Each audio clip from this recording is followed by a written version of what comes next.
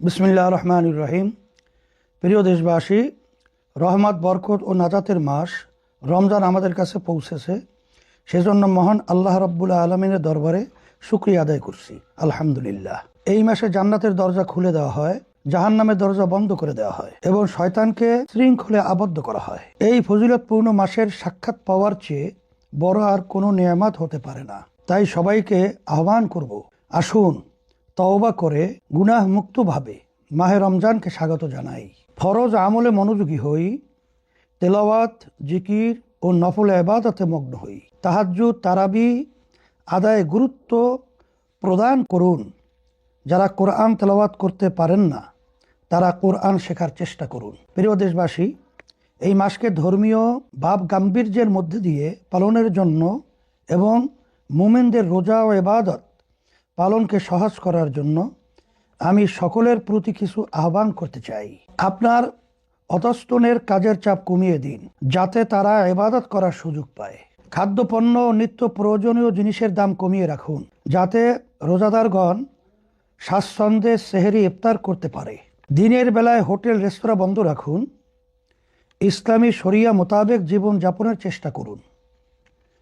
বাসায় কোরআন তেলাওয়াতের চর্চা শুরু করুন। বাচ্চাদের কোরআন শেখানো শুরু করুন। বেশি করে দান সৎকা করুন। বিশেষ করে আত্মীয় স্বজনদের মধ্যে যারা অভাবী তাদেরকে হাদিয়া প্রদান করুন। সরকারকে বলবো, দ্রব্যমূল্য জনগণের নাগালের মধ্যে রাখতে কার্যকর ব্যবস্থা নিন। সিন্ডিকেট ভেঙে দিন। আইন শৃঙ্খলা পরিস্থিতির উন্নয়ন নিশ্চিত করুন। প্রিয় নেতাকর্মীবৃন্দ, ত্রয়োদশ জাতীয় সংসদ নির্বাচনকে কেন্দ্র করে আপনারা অক্লান্ত পরিশ্রম করেছেন।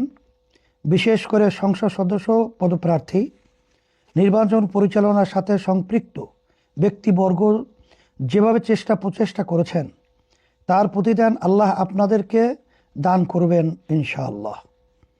আমিও আপনাদের প্রতি কৃতজ্ঞতা ও শ্রদ্ধা জানাচ্ছি। নির্বাচনের ফলাফল আপনাদের খানিক হতোদ্যম করেছে হয়তো, তবে ইসলাম ও শরিয়া প্রশ্নে আমরা যেভাবে লড়াই করেছি সেটাই আমাদের জন্য গর্বের ও সৌভাগ্যের। দুনিয়ার সাফল্য আপেক্ষিক। জাগতিক কোনো সাফল্যের জন্য আমরা শরিয়া ও ইসলামকে আড়াল হতে দিতে পারি নাই।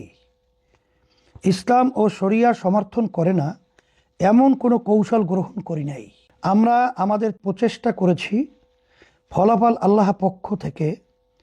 সেজন্য বলবো, হতোদ্যম হবেন না, নৈরাশ হবেন না, বরং পূর্ণ উদ্দীপনা নিয়ে কাজ চালিয়ে যেতে হবে। আমরা সামগ্রিক পর্যালোচনা করেছি, আপনাদের সাথেও কথা বলবো। আমাদের করণীয় যা যা আছে তা আমরা করব ইনশাআল্লাহ। আল্লাহ যে জনগোষ্ঠীর 90 বা 91% মুসলিম হিসাবে কবুল করেছেন, সেই জাতির শাসন ক্ষমতায় ইসলাম ও শরিয়া প্রাধান্য আল্লাহ দিবেন। সেজন্য আমাদের আত্মত্যাগ, পরিশ্রম ও কঠোর সাধনা করে যেতে হবে। প্রিয় দেশবাসী, আসুন কোরআন নাজিলের এই মাসে নিজের আমেল সমৃদ্ধ করি। একই সাথে কোরআনের দাওয়াত মানুষের মাঝে ছড়িয়ে দেই। নাসরুম মিনাল্লাহি ওয়া ফাতহুন করিব। আসসালামু আলাইকুম ওয়া রাহমাতুল্লাহি ওয়া বারাকাতুহু।